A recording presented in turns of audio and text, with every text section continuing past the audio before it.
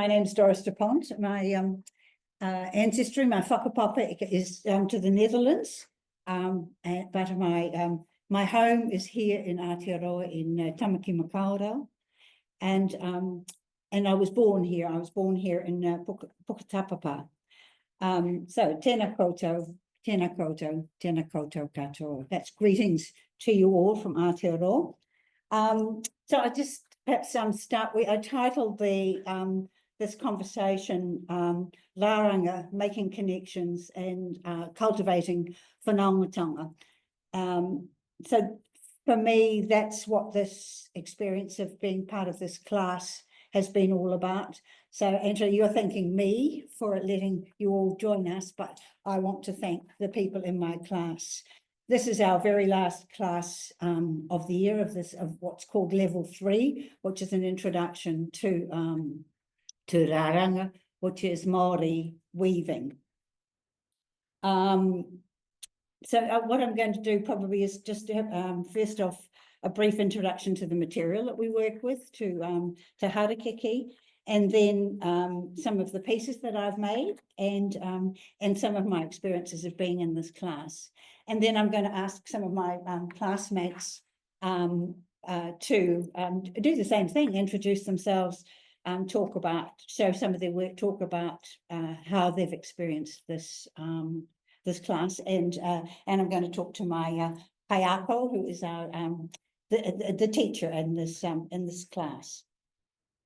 So yeah, so harakeke, harakeke grows outside, so I couldn't didn't have any in here that I can show you, but that's why the invitation that I sent had that image of the harakeke plant, which grows virtually everywhere in Aotearoa, doesn't it? You can find some, and often in public spaces too. So so you can just go and cut it. So it's a free material really, and with a very long history of usage here in Aotearoa, particularly Māori when they first came to Aotearoa, to New Zealand, they found this material and found all the wonderful uses that you can make of it.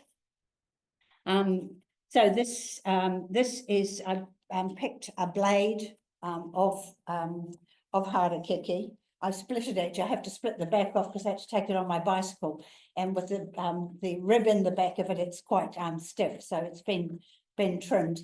And out of this, you cut strips of flax.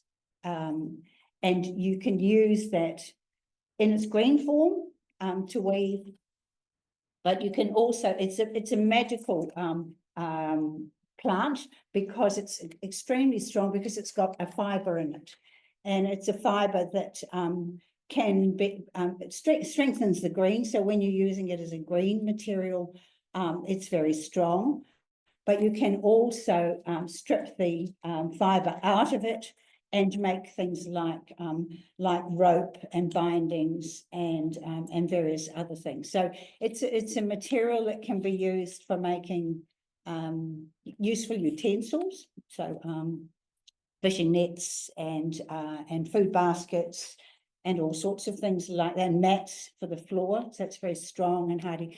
But you can also strip it out. So there are particular types. There's actually, I think, this about 78 different varieties of flax. It's all New Zealand flax is all a lily plant, so it's not a flax like the European flax. It's a lily plant, but it has many of those same sort of uses. You can also use it to strip out the fibres, the internal fibres, which they come out of that green. You take the green off and you have this lovely white fibre that you can use to make garments. So you can actually weave clothing out of this fibre, which is called muka. So it's the muka is from the inside of the plant when the green's stripped away. yeah, so what did I want to tell you about it? Yep. No, I think that's yeah, I think the thing that weaving connections, making connections with this, you make connections with the fibre, but you also make these wonderful connections with the people that are in your class, people that perhaps we wouldn't have met otherwise, from all different walks of life. Yeah, and in this, we found connections and made new connections, and many of us are going to continue these connections because we're coming back next year to do some more and up our skill levels. So I thought actually I'd just show you very briefly some of the things that I've made this year. So this is the very first thing that we made, which is a little bracelet that you can make out of a single rau, a single strand of harakeke. So you can strip it out and cut the fibre and plait a bracelet. So that was the very first thing that we made on I think on our very first day, wasn't it? Yeah, yeah. Mm-hmm. And from there we upped our skills and learned how to do basket weaving. So I love the starting point for a basket is always a base weaving it weaves diagonally. Baskets weave diagonally, and so you weave dextrals and sinistrals over each other to make the base. And you start with a base and you bind it together, and that base that you start from is called a whānau, and whānau is the Māori word for family. So I love that you start your weaving by creating a family, by unifying the different strands to make one thing and to start your basket.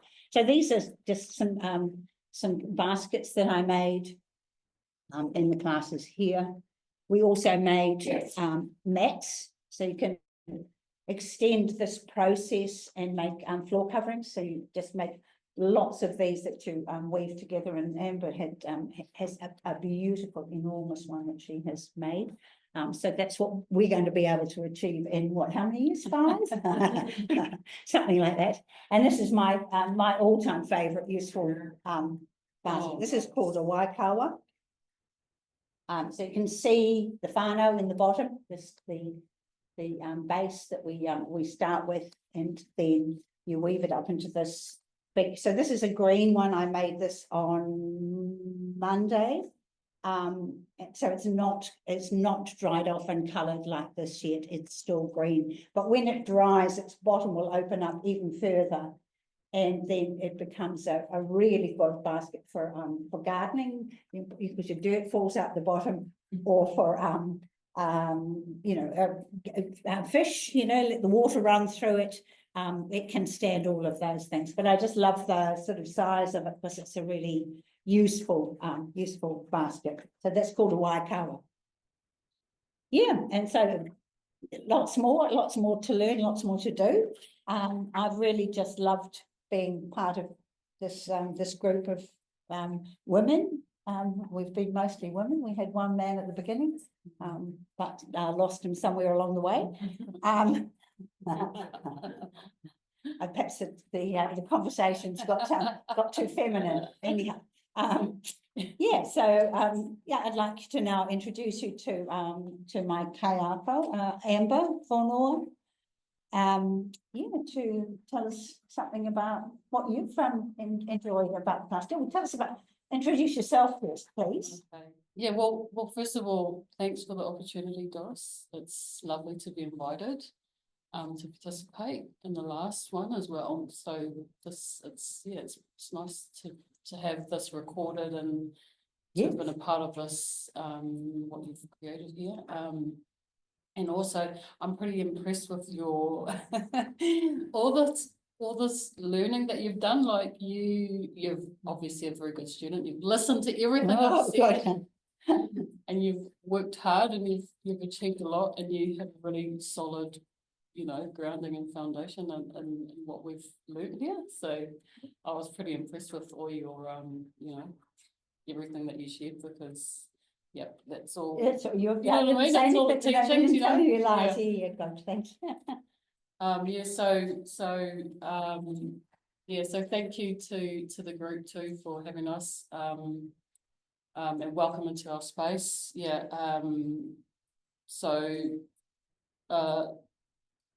I'm from here. I'm a New Zealander, and I'm made up of all those strands that make up sort of the foundation of our country. Some Indigenous bloodlines, as well as immigrant, all the basic ones for our country. And I grew up in the suburbs in New Zealand's sort of biggest city, I guess you call it. And so I didn't know a lot about sort of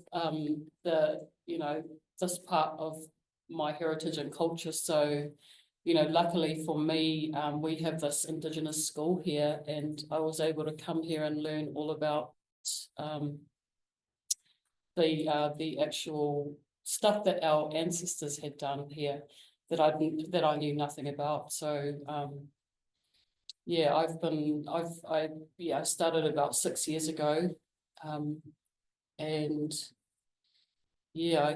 I fell in love with the plant and the weaving. I've always been interested in art, and done a few other things, but the beautiful thing about learning here is that it comes with a community, the built-in community, and also not just a community, but an ethos, or a framework for well-being. We call it tikanga,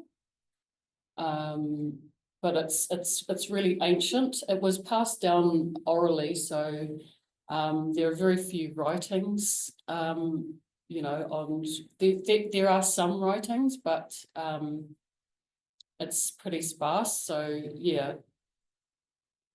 part of it is just doing it together. You seem to be able to tap into it. It's not a written thing. It's an action thing that's done together, and it sort of unfolds as we do it together. I think it's unfolding, isn't it? That's nice. So we start with all the basics, and then as a group, really, because there's so much to it, because it's so immense and vast, what you can do with this plant, that one person sort of can't really learn it by themselves. So it does require a community. It's very labor intensive, so that's why it's really good to be able to share in the work of it, because it's so actually quite physically, mentally, and spiritually demanding. And it's precious. We love it. And one of the really good things about it is, among so many, is the economic prosperity that can also come with it. In New Zealand, there's been a lot of work done on invigorating and revitalizing this art, and we've had some amazing artists that have taken it global, and they've maintained the dignity and the preciousness of it to a point where, as weavers, we can actually ask for or expect to be paid quite well to create pieces, like bespoke kind of tailored pieces for people, for families that want something really, really super special that's sort of integrated into our culture and history, and that can really add something really special to like milestones that people go through. For instance, graduations or weddings, or really, really special moments. These are what a lot of these pieces can be used for. So yeah, there's a lot to it, but yeah, it's really nice to be able to share some of it with a global audience and to be able to talk about it a bit. Yes, so it's actually what you just reminded me of is that we in our first Global Fashioning Assembly presentation, we had a whole lot of practitioners from New Zealand and showing their work, and we had a piece by Kauai Grace, and so that's in the collection of the Global Fashioning Assembly and in the Fashion Museum. So if anybody wants to look at that, so that's particularly Kauai works with the muka from the harakeke to make garments. Yeah. But there are also we had that conversation too about that you were part of about korowai and the making of korowai, and with Atata Kānoa. And her mother is actually, also a very, an authority, I suppose, on harakeke weaving. So we have shared little bits before, but they've never been inside the class. So yeah, this is where you start. You start with these green leaves and very small pieces of making. I only have very few pieces because I make them and I give them away. So and so I think that's a real gift of this class, that you have these beautiful things, crafted things that you can then give. Yeah. And when you get really good, you can make them and sell them. Yeah. I really, there's so many things to value about this space that we've been given, and it's also a place, I think, for New Zealanders to that like you said might not normally cross paths to actually be together and get to know each other and get to see a bit more clearly the role and the place that we have in our country. And I think that's a really precious, another really precious thing about this. So I'm a teacher here at an Indigenous school. I'm not going to say the name. No. But if you do want to know it, you just get in touch with Doris, and I'd be only too happy to talk to anyone that visited the country or wanted to know more. You can just email me or call me up, and we can have a chat anytime.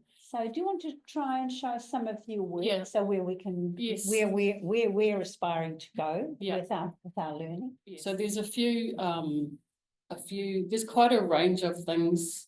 I guess this is what we call a portai. It's a hat. So this is just made exactly the same material as Doris has with her little baskets there. This is I just put in a photo in of one of the types of harakeke that gets used. This is sort of what they mainly look like, but there's such a huge number of them, and we choose which ones we use depending on what we require. This is called kete muka. So it's a little container or basket made from the fibre that Doris showed earlier, extracted from the inside of the harakeke. This is a pretty it's not really a sort of handbag as such. You'd probably put a hanky in there. Or, it's just quite big enough for yourself. Yeah, it's more of an embellishment type of thing. It's sort of like a Gucci, I'd say. It's a Gucci of our kete.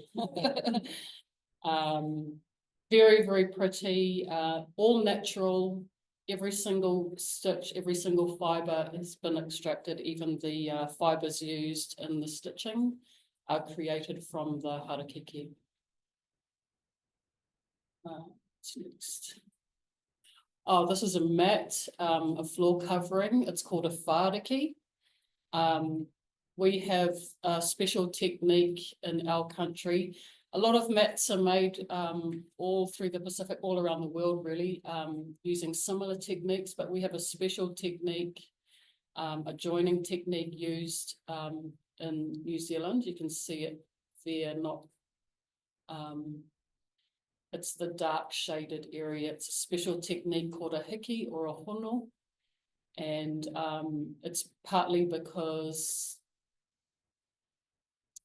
it's a lot to do with regionally and the different types of harakeke and what was required to lengthen the weaving strips. A lot of what we do is very regional dependent on what's in the environment around us. Weavers in our area wouldn't do the things that weavers in the middle of the country would do, where they have different weather conditions and different types of harakeke that grow under different conditions.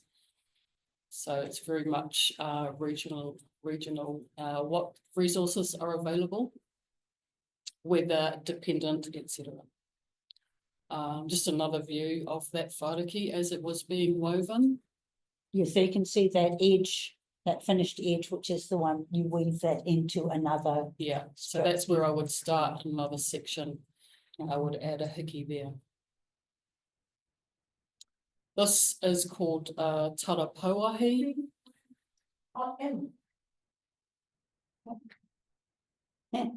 It's just I have. You do all the old things. Oh, yeah. I'm just going to count all the time. Okay, yeah, sweet. So this is basically a shawl or over the shoulder cape created purely from the moka again.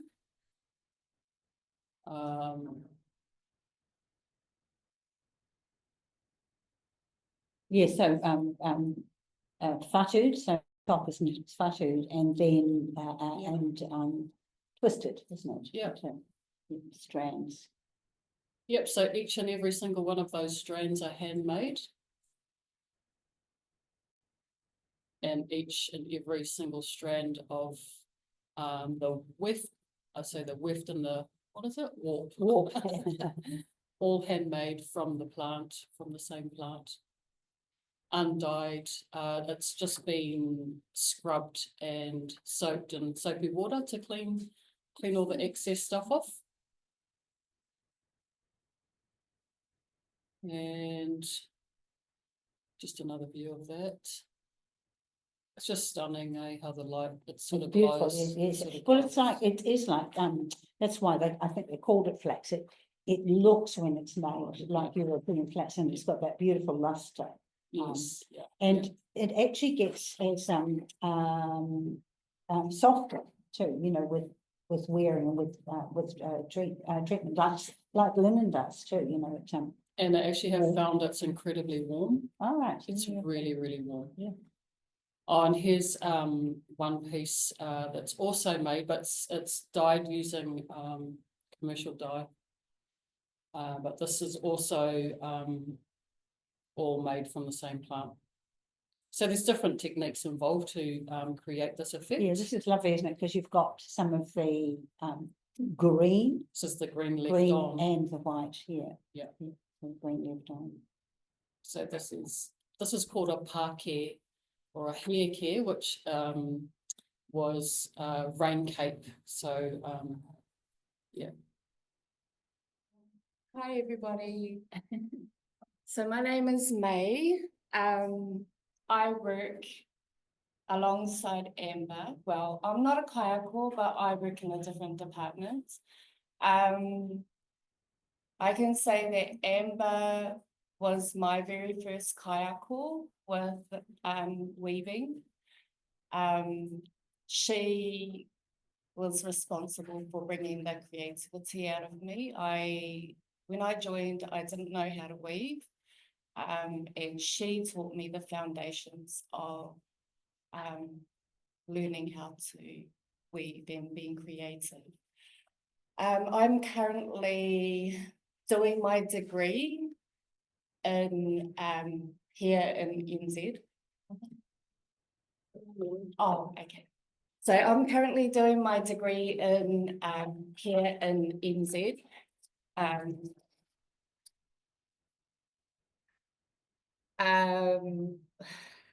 What can I say? Weaving's taught me a lot.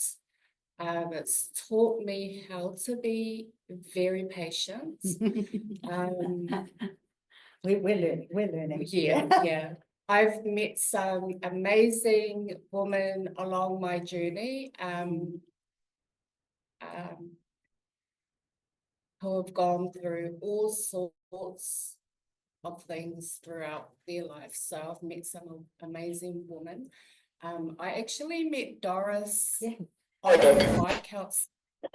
On the first day, what? Yes, on her first day. I don't know if she overheard me talking to somebody about my weaving, and she had just stopped me. So we were chatting outside, and I thought it was cute to see her see this little old lady standing outside with their bike, and yeah, I thought that was quite cute. I have actually been privileged to be able to come into this space and share my journey with these amazing women here. What else can I say? I've been put on the spot. Oh, she's going to do tears. She's going to do tears like No, I'm not going to do that today. A lot of tears and things out in these classes. Yeah, but did you have any questions? No, just really about that. This is it about what you've enjoyed about it, which is indeed. So I still get support from Amber. I'm like the glue that sticks to paper. I've never left her side. So she's helped me a lot throughout my journey. I had some struggles. So I struggled a lot with paperwork during my diploma. And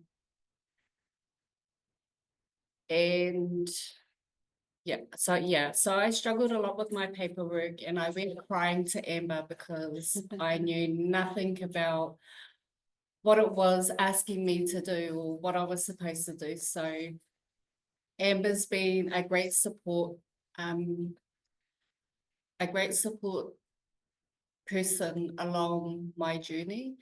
I wasn't going to do my degree, but talking to her, she was like, well, you can do it. So I did it. And again, I struggled with paperwork. So I went back to Amber. So she's been amazing. She's been an amazing support person, amazing kaiako. And this far I've enjoyed my year with weaving. And I'm looking forward to next year, what next year brings. Yeah, we'll see you here next year too, because we'll be here. Yeah. Hopefully I'll be a kaiako next year. Yeah, it'd be really cool. Wow. Thanks, mate. That'd be great. Thank you very much. I'm Lisa, and I've been wanting to do this kind of weaving for a long time. I did it many years ago, and I forgot completely how I made a kite. So when this course came up and I realized I could do it, it was just like, yay.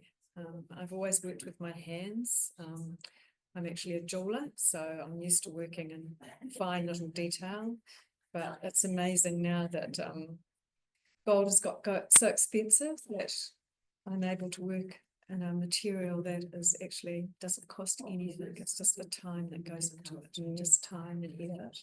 And it does take quite a bit of effort. The preparation is quite huge. So if you can't cope with preparing your material, I don't think you're going to really It's cope interesting, with isn't it? making Because it's not unlike a gun making too, where all of your work is before you start yes, making the you've got to garment. prep It's the properly. it's the fabric Yeah. and the cut, the Yeah. laying up and the cutting Yeah. and fusing and all Yeah. of those things before you do that lovely thing where you actually see the results. Yes, yeah. So if you don't prep properly, so I I don't know, some of the Lisa's first- brought some of her. I her bought work some, piece.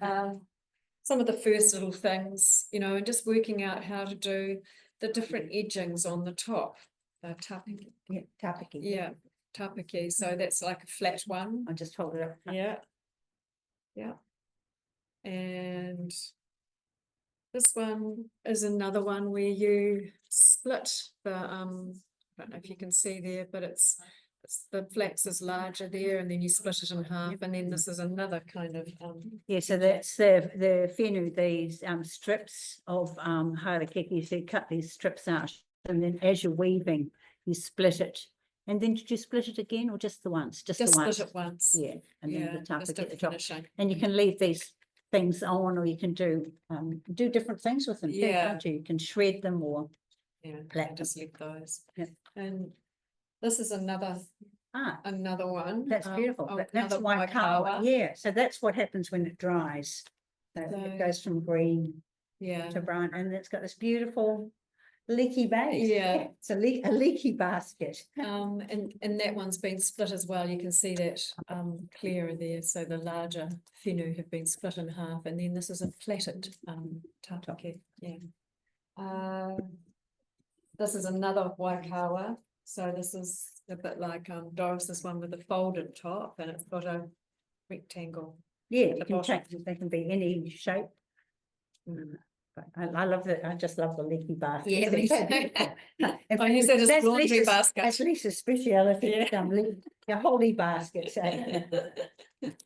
And this is the kitty, which is again, you know, like a little bag inside. It's got a little plait along the bottom, and just trying out different ways of weaving Making- and finishing. Maybe So this putting is one I together. still need to learn this plaited inside.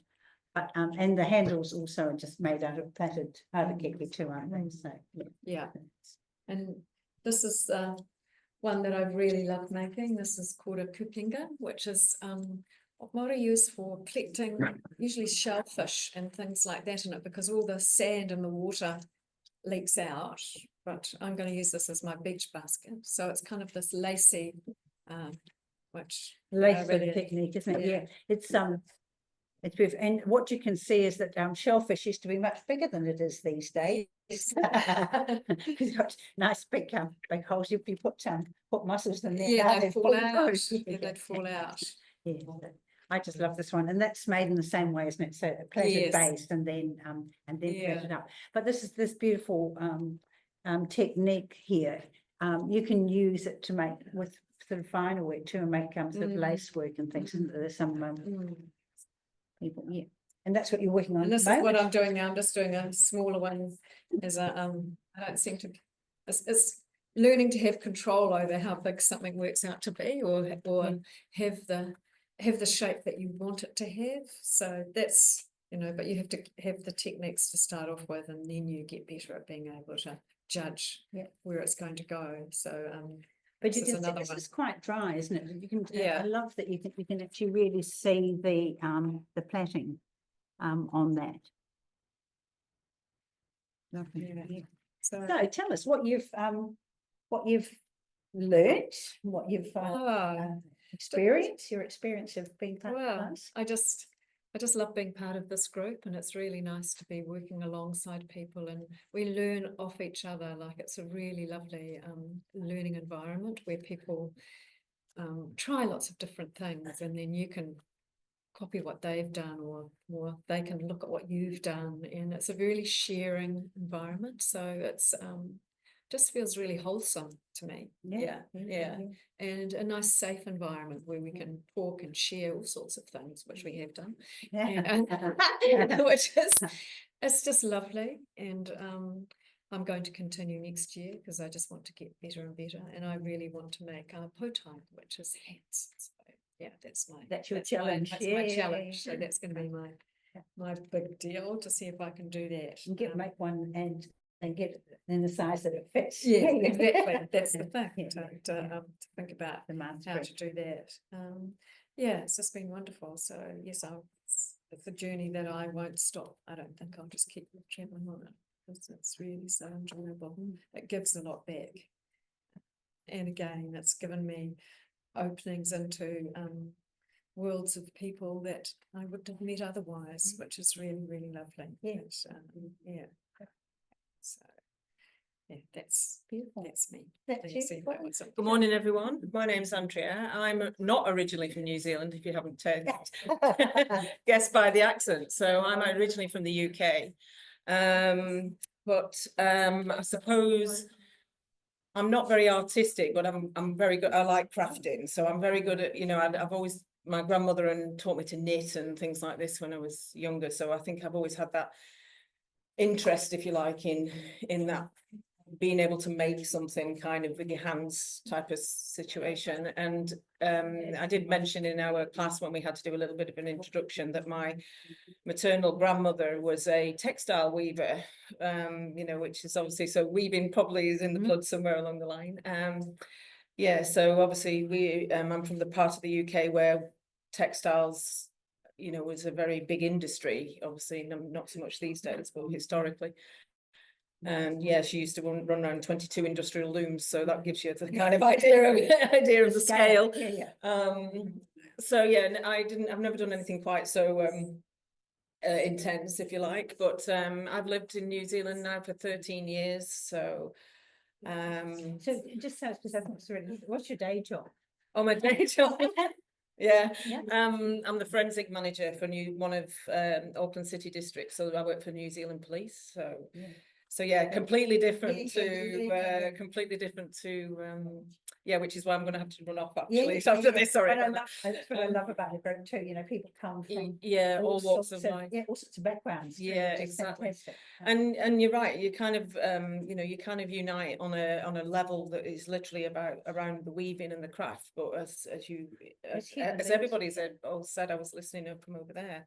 We have so much conversations about life, world, everything in it type of thing. I think it kind of reminds me a little bit of like in the the States where they have those quilting kind of bee things. It's a similar kind of social environment, I suppose, in that sense. But yeah, and I think part of the weaving is absolutely amazing, but I think it's the connections you make with those people along the way that's really yeah, like you say, I would probably never have met you. No, certainly not in my day job. I was going to say, if I met you in my day job, you should be worried. But but yeah, generally speaking, it's really nice to sort of learn from everyone. And as Doris has said, or even Lisa, May isn't a student with us, but she comes in and she helps us along the way and stuff. So the kind of community or sort of aspect you get around it is amazing. So well, that's what I like, that starting when you start you start with a whānau. Yeah, and that's what we're building, isn't it? A weaving whānau. Yeah, and it was interesting because, like, obviously we want to do bigger and better things and the rest. But what I learned initially was just that whole process of caring for the plant and actually harvesting it correctly, because there's techniques that you have to do. We say kaiako, which is a prayer, if you like, in sort of respect to the nature and the plant before you harvest it, and there's rules around when and where you can harvest it and things like that. So but the whole process of even some of the things that Amber showed you, those beautiful fine fibered works, to actually get that fiber, you've got to start with the plant that Doris showed you, and it's stripping that out, drying it, processing it. There's a whole kind of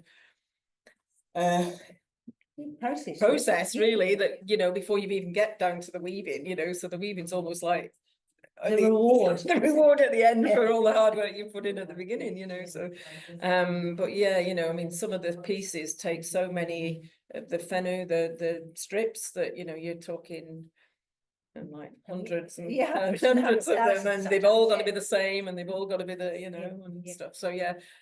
So yes, as Lisa said, it does teach you patience. Yes. Yeah. Great. Yeah. So you're coming back next year? Yeah, absolutely. Yeah, So right, there's nice. a few of us, in fact, you know, in the class that are here, that so it won't feel quite so strange for us all later. We can all be together. We'll build on this, yeah. Yeah, but yes, exactly. I think you get quite addicted to it once you start. You know, I've actually planted more of the harakeke in my garden because my partner was, you know, saying, "Oh, we should chop it back," and I'm like, "No." Yeah, well, I love the story that you told the class we were making the mats, Yeah. and you took it home, and your partner thought they were really good, and he said, "You can Oh yeah, can you make a whole set? I was like, well, yeah, but yeah, I think he thinks I can do it in like 5 minutes, you know. It's like, I don't think he realizes the whole process. I was like, yeah. yeah. I've got 3, so Yeah, you're on the way. I'm on You're the way.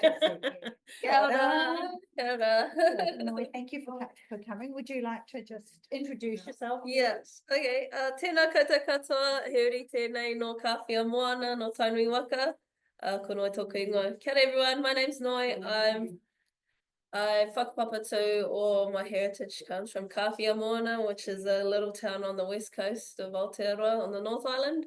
And I've been living in Auckland for 4 years now, I think, while I've been working. So yeah, that's been me. Oh, Yes. okay. So tell us what brought you to the class, because I think that's, for me, that was fascinating. Yes. Why you're here? Why am I here?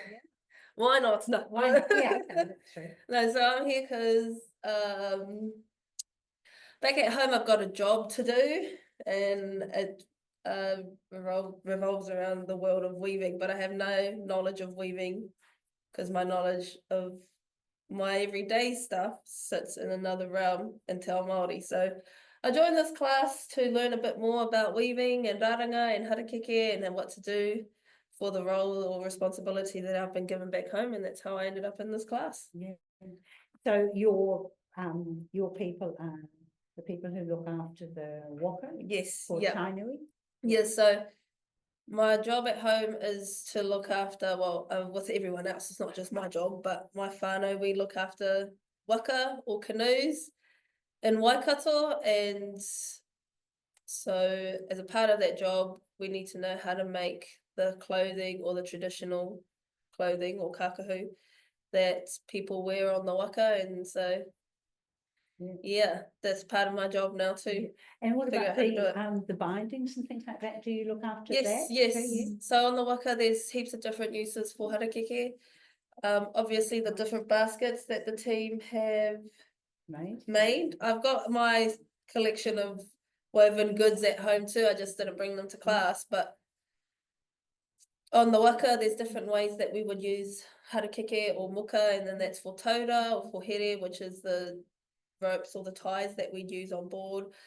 We've got a big woven sail that needs to be looked after, and so my job is to learn these processes and skills so that there are ways of maintaining our tonga or our treasures that have to do with the waka world.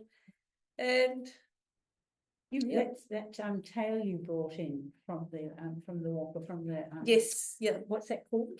a puhirere.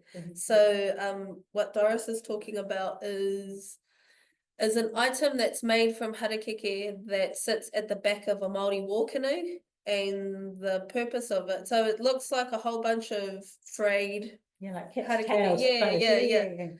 It's quite fluffy looking, and you can dye it in natural colours, or you can dye it in any colour you want really, but ours is dyed in natural earth tone, which is called tāneka. I think that's the right name for it. Anyways, it sits at the back of the war canoe, and the job of that piece, it's quite large, is to, when the canoe is paddling in the water, or the paddlers are paddling the canoe in the water, the thing that floats at the back of the waka Troubles, doesn't it? Yeah. So it looks like it's just the trees from the banks and It's things, supposed to be disguise. Yeah, it's supposed to disguise the wake of the canoe as it's traveling through the water, as if it's branches of a tree. What do you call it? Disturbing the surface of the water, so that when a war canoe is traveling, it's not so obvious that it's on the water. So that's the purpose of what this piece is that I brought into class.